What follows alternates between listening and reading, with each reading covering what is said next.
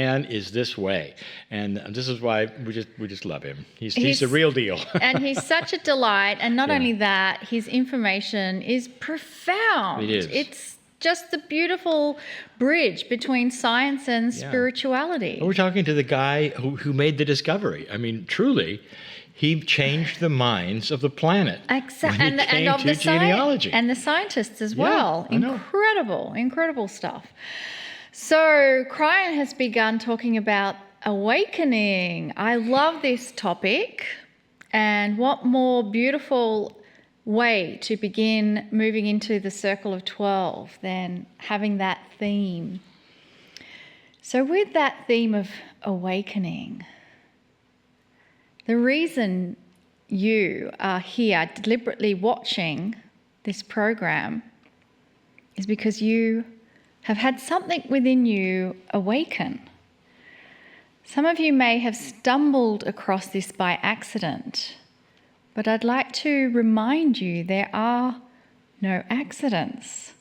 Something within you is awakening to wanting to discover that perhaps there is a divine majesty within the cells of your body waiting for you to have awareness.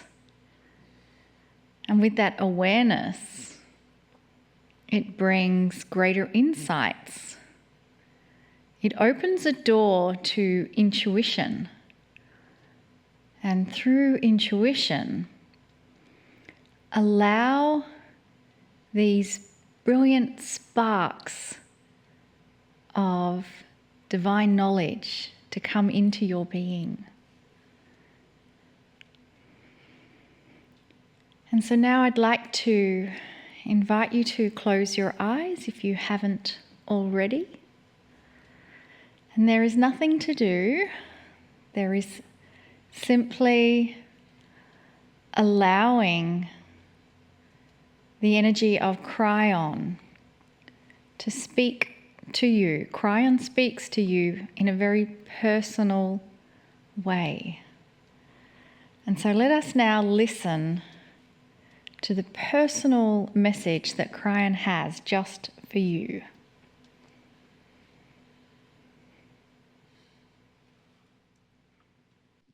Greetings, dear ones. I am Kryon. Come a little closer. What if I told you you're not who you think you are? That has many layers of understanding, dear ones. But the truth is this: you think you are that which you have been taught you are. No matter what culture you have come from, you are shaped by what you've been told. The guest today brought it forward in scientific terms, and now we tell you it is so. And that part of the unprogramming or deprogramming of what you have been told is what this, the Circle of 12, is all about. It's coming to a grander conclusion upon examination of you, your life, your purpose. That grander conclusion is coming to that which is far different than anything you were ever told. What if I told you you're not who you think you are? I'll give you an axiom. We've said it before. You need to hear it again. Every single human being on this planet has a greater part of themselves called a soul. It's the bigger you. Every human being on this planet comes in fresh with the ability to find the Creator. We've said it before. At some level, some intuitive level, it has happened. For over 85% of the planet believes in God, a monotheistic creator, one energy, the Creator. But that's as far as it goes. And then there are literally dozens and dozens of systems you believe that Creator wants you to be in, participating, in order to find the Creator. And that, dear ones, is your training. What if I told you you're not who you think you are? What if who you are is a pristine human being? When you wipe away the programs that you've been told about who God is, what if you stand there without those programs? What would you do? I will tell you this: you are designed to find and use the creative source. You are designed for mastery. All of you, every one of you. You are not designed for suffering. You are not designed to be punished or to be judged. Dear ones, all of that has been given to you by your own cultures, and some by those who really believed it as they told you. They would tell you that beautiful, wonderful, loving Creator is somehow separated from you so much that beautiful, loving Creator will then punish you because you did something wrong. Or even worse, punish you just because you're a human being on the earth. Does that really sound right to you? Dear ones, that is what is trained into you, and that's not you. If I started telling you who you really are, you start to see the reactions that you have are programmed.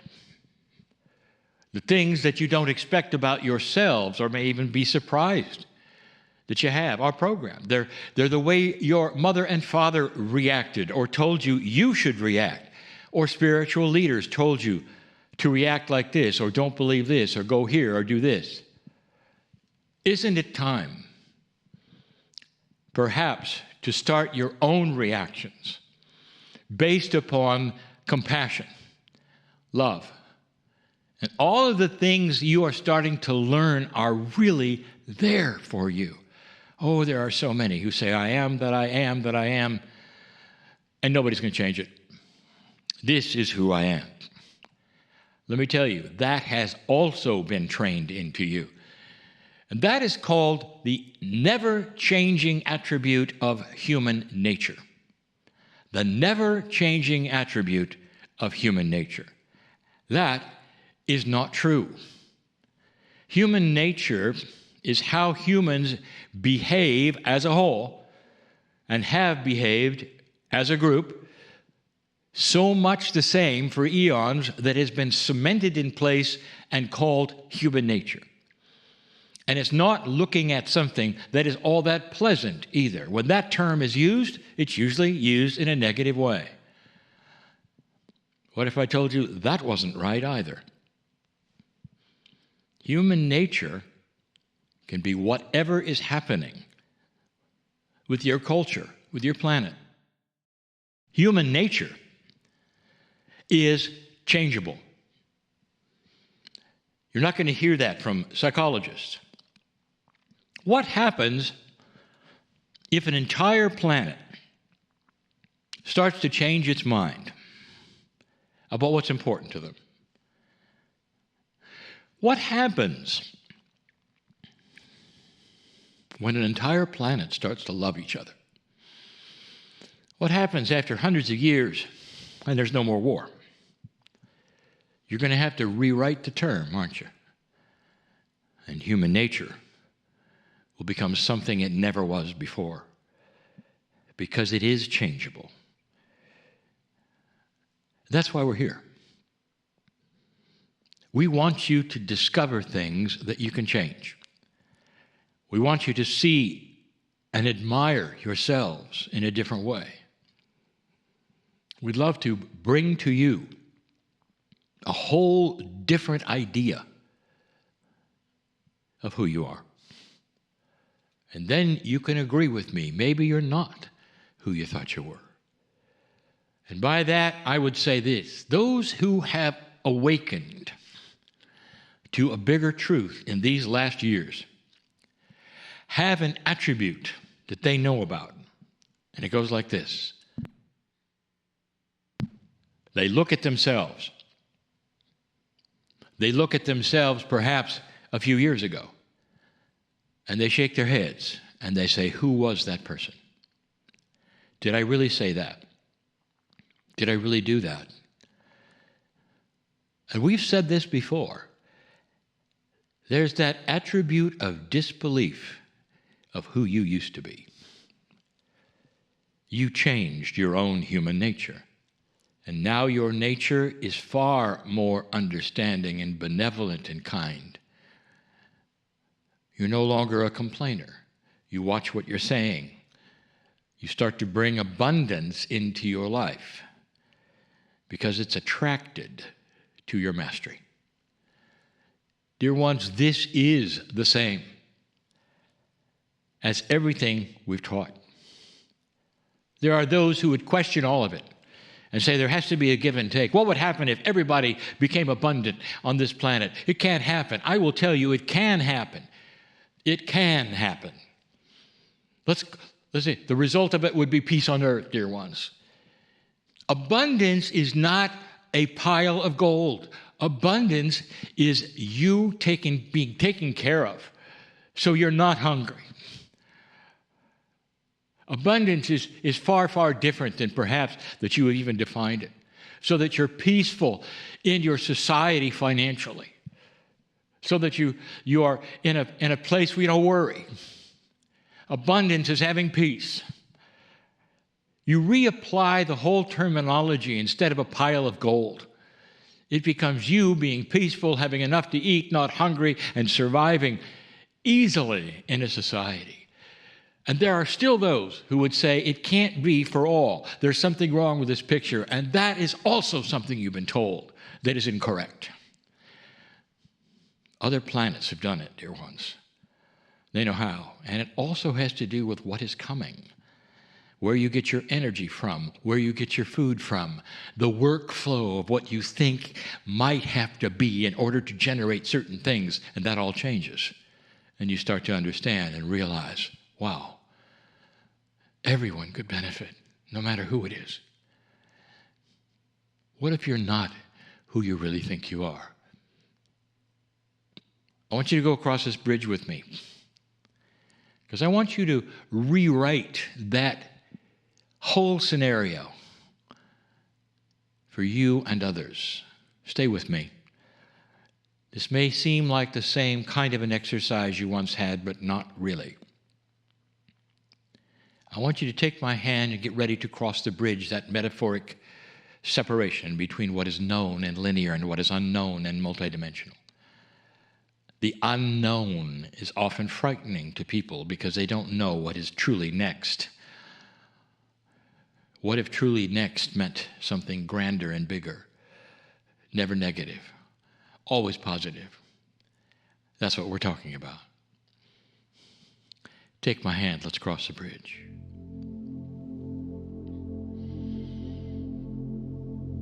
It's a grand place you find yourself in that drips with compassion and peace and love, and you realize this is the real you, not the one you thought was you. This is your soul, dear ones.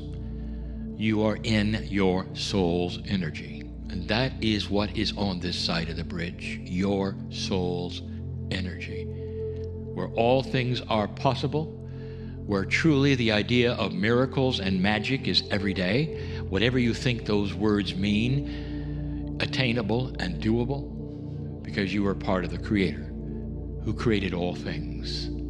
That's your soul. It's eternal in both directions. Always existed, always will. That's your soul. And right now, in this finite of time, it exists with you in a human body.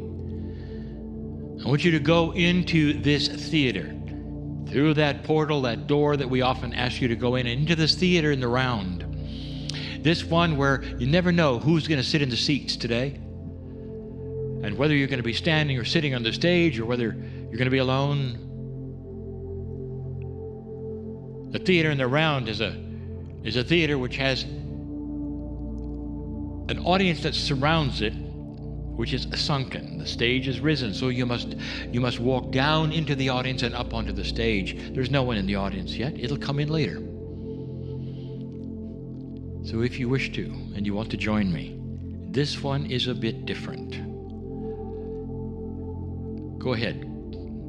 Get on the stage, sit in the chair. The chair is there. The spotlight is on it as always, and it's a chair with your name on it. It may even be made of gold. It's so precious. It's where you sit and relax and enjoy and be because of what's going to happen next. This is a difficult one to describe, this experience, and it's timely. And that is to say that years from now, if people listen to this, and when they do, it's one where you kind of had to be there to understand what is going on. There has never been a time, dear ones, when there's been more of a division of attitudes than now, of ideas than now. All through this particular world, and especially in your culture and in your society, you're polarized. You're starting to line up in many different directions because of what is happening. And it's not just political, dear ones. Those who believe this and that and this and that, so many layers of belief and disbelief and ideas of right and wrong and shoulds and should nots, that is starting to separate so many of you from long-time, beautiful, loving friends, from family. And you sit here and you wonder, is this ever going to heal itself? What do I do now? Indeed, some of you had such disappointments that you're trying to get a point across, for instance, of what you truly believe, or trying to say something, and your friends are just the opposite, and they say, how could you be so dumb as to believe what you're believing? And you're looking at them and saying, I feel the same way about you, and the door is slammed, and you haven't seen them for a while, and you just realize they're gone. Because that can't heal, you'll say. That's a tough one. Where family will call you up and say, well, I know we're related, but it wouldn't seem like that because you're not thinking straight. And they'll go after you on some kind of a thing, and it's not always political. And you hang up the phone and realize that's a wounded relationship I used to have with somebody I loved. That's who's going to be in the audience today, and they're filing right now. And I want you to see they're filing in, and they're actually grouping themselves. Unusual for those who believe this and believe that, those in political parties. It's an odd thing to watch, isn't it? They all group themselves, and they don't really know what's going to happen. They're seated. I'll tell you, this is a metaphor. Are they there or are they not there? It's a metaphor for what can happen. They're looking at you because you've invited them to be here. In a way, you've said esoterically, come into this theater that I visit often. I want to show you something. I want to show you something. And they sit there. And suddenly, as they sit there, perhaps an angel appears with you on stage or something, and a bubble surrounds them, the whole stage, the whole theater, and suddenly, in this bubble, a consciousness magic occurs, and all of the things that separated you and them and them and them disappear. They can't even remember them. Suddenly, for a moment or two, they can't remember any of the things that have that separated them and divided them. And they're looking around at each other, and they're actually meeting each other again for the first time. And they're recognizing, and there's this reunion. And then they look at you, because this is what you did and what you have brought them. And they see and understand. It's a wave of love going to you because you brought them here. Somehow you produced a miracle in their lives, and they're meeting each other again. And some of them start to weep and get on stage and come to you and say, I don't know what you've got or what you've done, but thank you, because I love you. Please forgive me for anything I ever said, because I love you. And they start looking at you and cheering and applauding what you brought to them. They never could have done that. What's a miracle? Everything that divided you went away. Why is this important? because that's the way it's going to be in a few years. In other words, all of the things that exist today that would have separated you so severely from those that used to love you will no longer be there. Because that's what happens over time. Attitudes change, political parties change, conditions change. And then you look back and go, why? Why did I think this way or do this? Why did I say what I said when it's all so temporary? Meanwhile, all of them are in a place right now of tremendous appreciation for what you brought to them. Dear ones, when you leave this place and you go back to what you call your reality and you think all those barriers are there again, think again. For the friendship and the love that brought you together for the first time is still there. And perhaps a few compassionate, healing words would be all that's necessary for them to look at you and say, how did you do this? Or you might call them up and you say, first of all, I want to tell you, no matter what you think about me, that I truly love our friendship, and I really, really want to. It doesn't matter how long we might be apart for this, but please, please know that what attracted me to begin with to you, or if you're a family, what I loved about you, I still love about you. And then when you hang up the phone, watch what happens. Because they'll start to see the magic of the angel that you brought them today. Stay here. I want you to stay here and enjoy this just for a little while. Is this real or is this not real? You tell me later when things start to change. And so it is.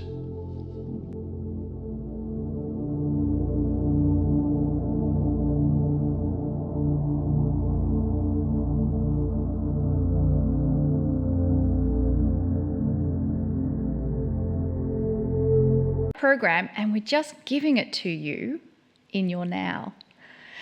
So we're going to now move to our question and answer section. And this question comes from Kara. Kara is in Western Australia.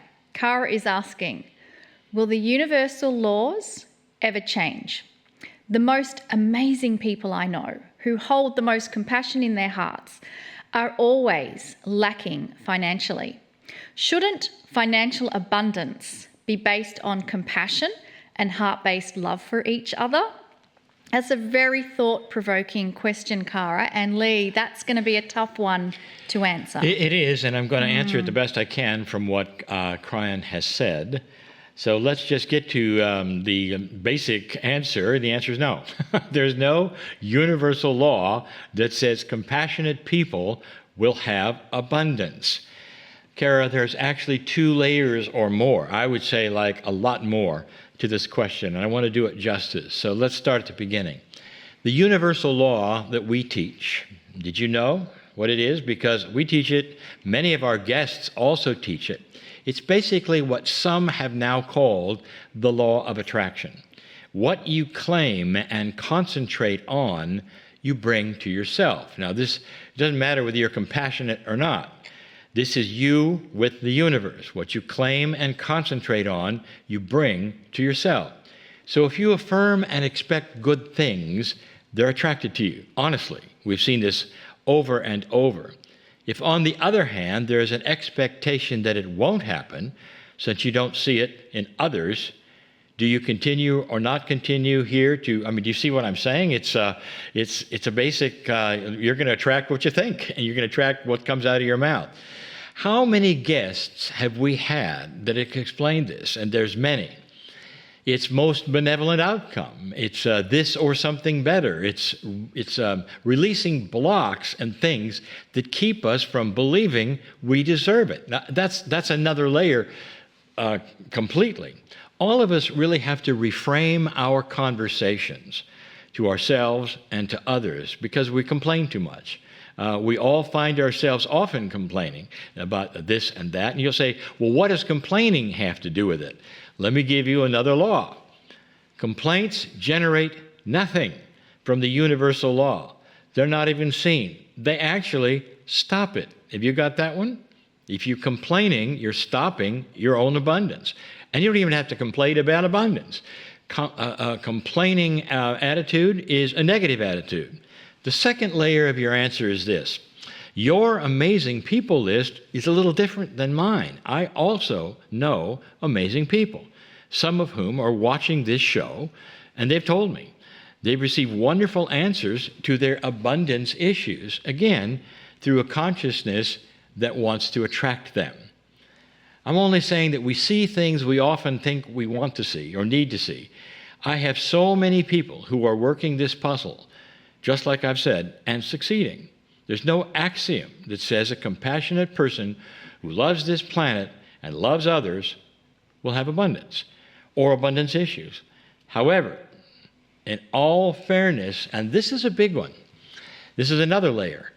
In our culture, in our society, there's also a subconscious issue. It's almost a program.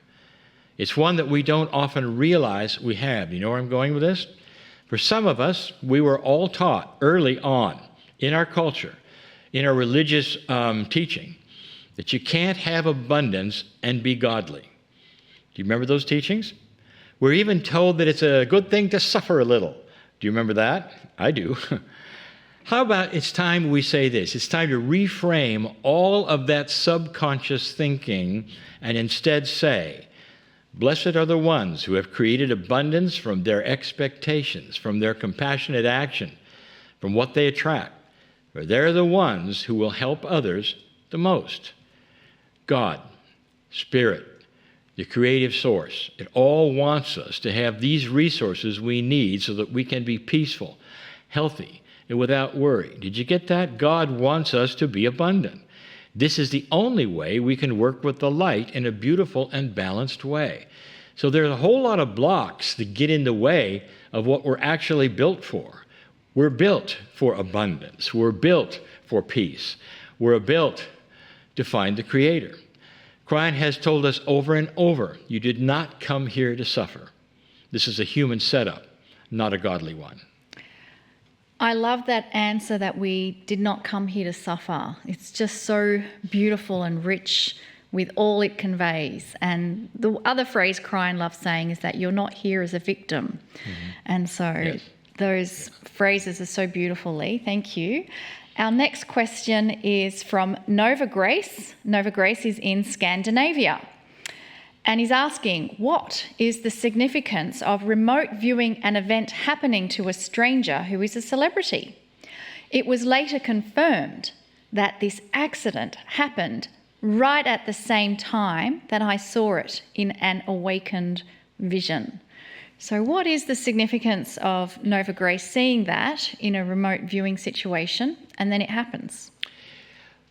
Let me tell you, at the very beginning, let's talk about the belief in remote viewing. How many watching and listening to this feel remote viewing is actually real?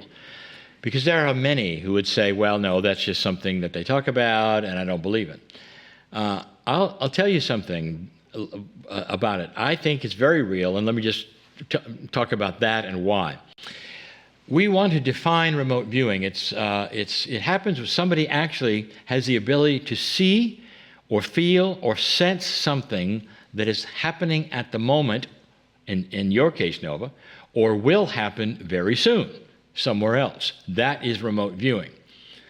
The answer, as I've said, is very, very real. It has everything to do with what we call and have taught about the field.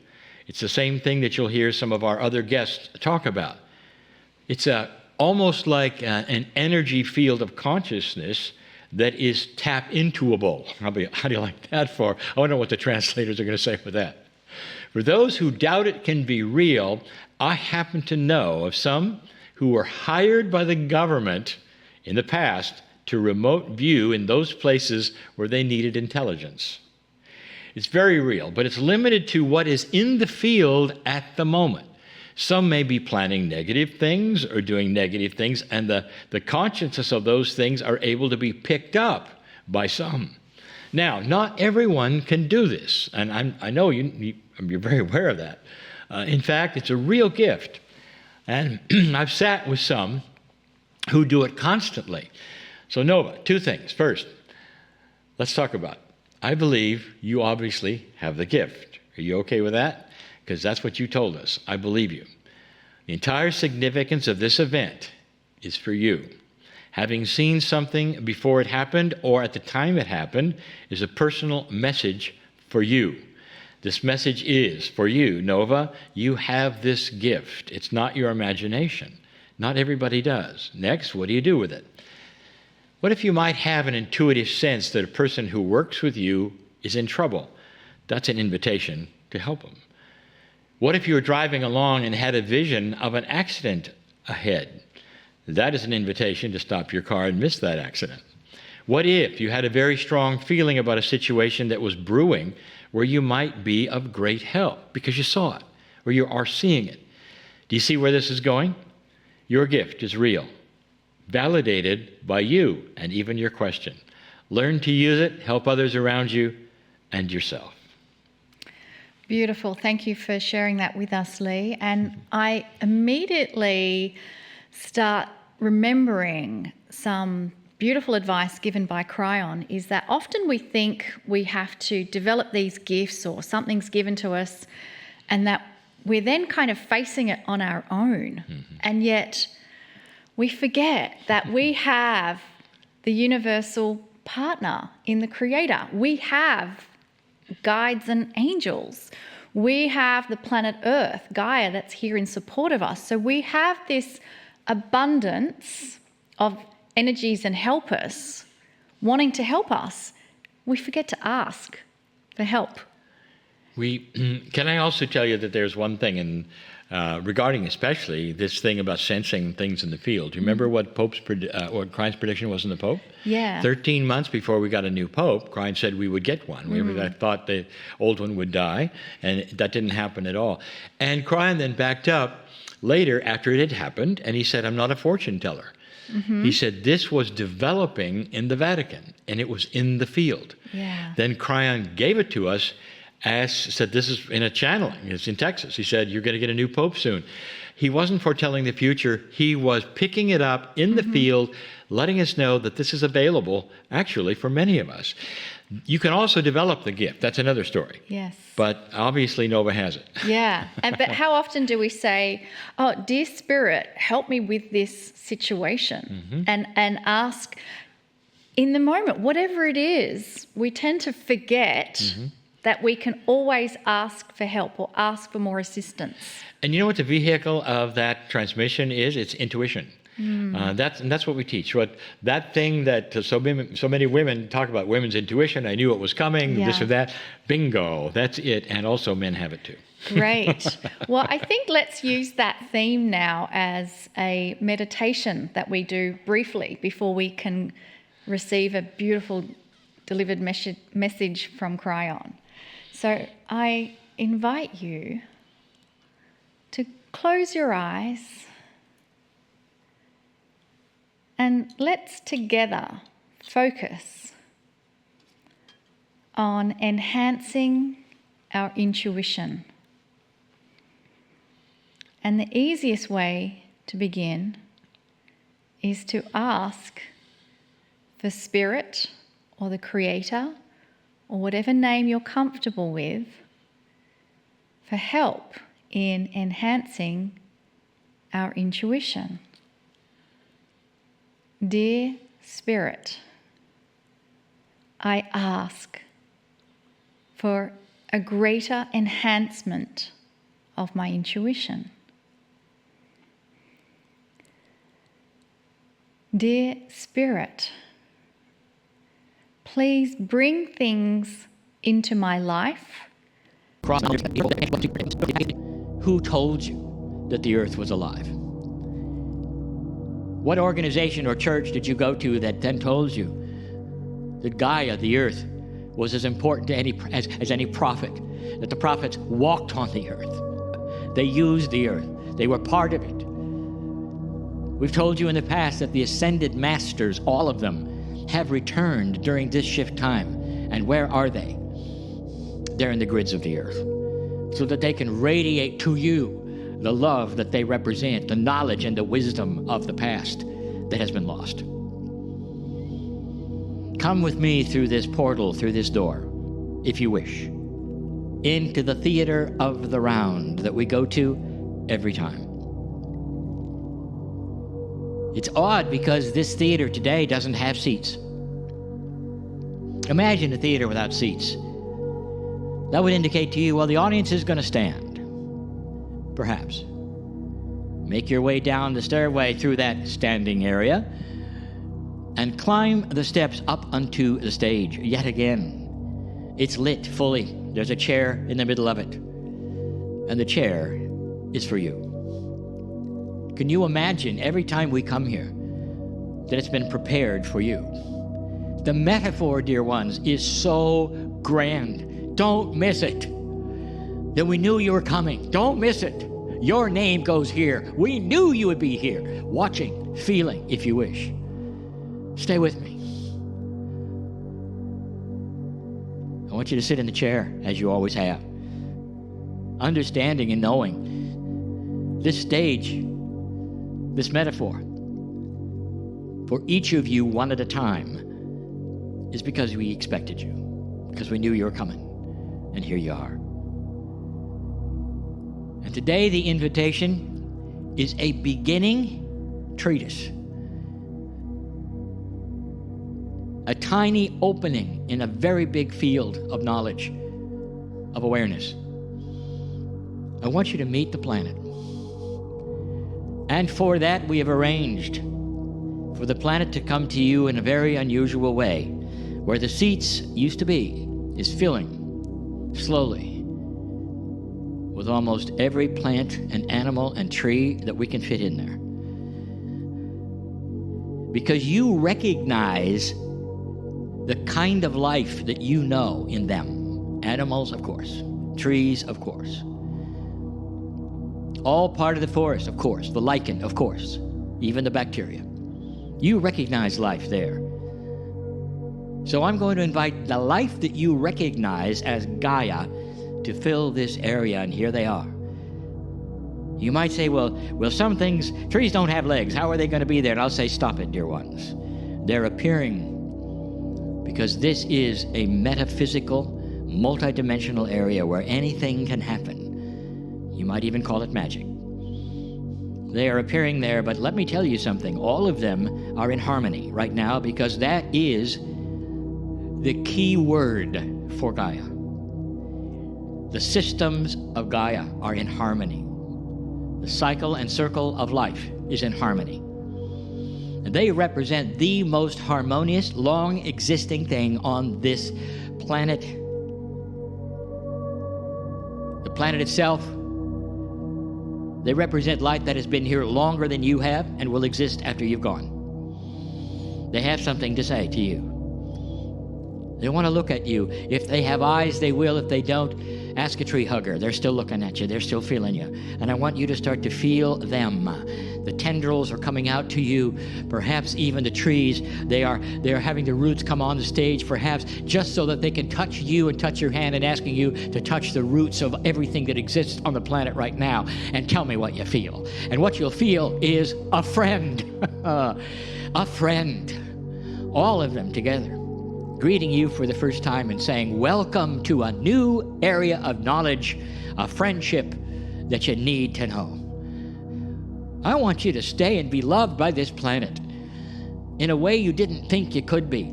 And it may open a door of your awareness and a question, is this possible? Is this real? Could it be that I missed this part? And then I'll say, you better get used to it, because if you are going to have an ascended planet, you're going to have to know Gaia and the energy of it and how to use it.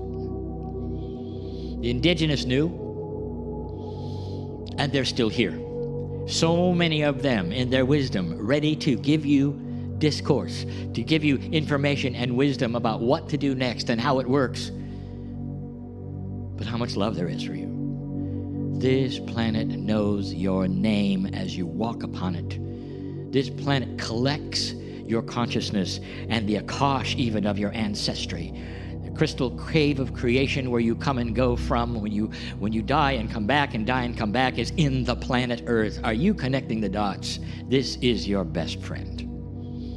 I want you to stay and stay and stay and feel this as more and more of the animals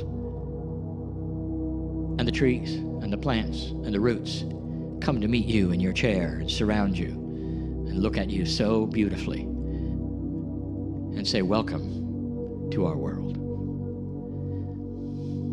I am Kryon, in love with humanity.